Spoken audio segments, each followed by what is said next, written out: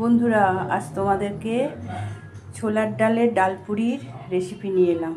দেখো, ছোলার ডাল নিয়েছি 1 কাপ মতো, ভালো করে ধুয়ে এবারে দেব প্রেশার কুকারে সেদ্ধ করব। দেখো, প্রেশারে দিয়ে দিলাম। বেশি জল দেওয়া যাবে না, অল্প করে জল দিলাম, দিয়ে এটা সেদ্ধ করবো। বন্ধুরা, ডালটাকে সেদ্ধ করে নিয়েছি, খুব বেশি গলবে না। এবারে এটা মিক্সিতে দিয়ে দিলাম, মিক্সিতে একটু পেস্ট করে নেব। দেখো, ডালটা মিক্সিতে গোড়ানো হয়ে গেছে। এবারে দিলাম 1 চামচে গুঁড়ো মশলা। এটাতে আছে ধনে, জিরে, শুকনো লঙ্কা, ছোটো এলাচ, দারচিনি। এটা ড্রাই রোস্ট করে ভাজা, মিক্সিতে পেস্ট করে নিয়েছিলাম। এবারে ডালপুরির ময়দাটা মাখবো। ডালপুরির ময়দাটাতে নুন দিলাম, একটু সাদা তেল দিলাম, ভালো করে আটা ময়দা মিশিয়ে এবার একটু উষ্ণ উষ্ণ গরম জলে ময়দাটা মেখে নেব।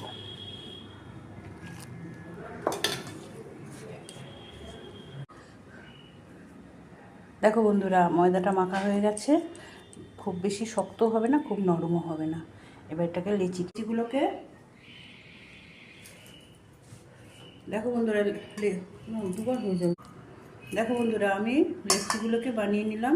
এবার এরকম বাটির মতো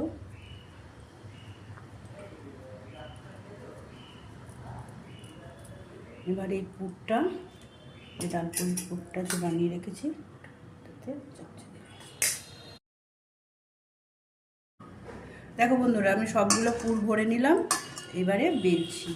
এবারে একটু তেল দিলাম, সাদা তেল।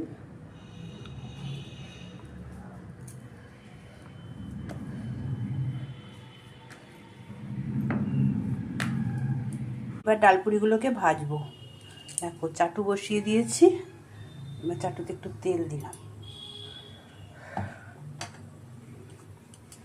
তেলটা একটু গরম হয়ে যাক।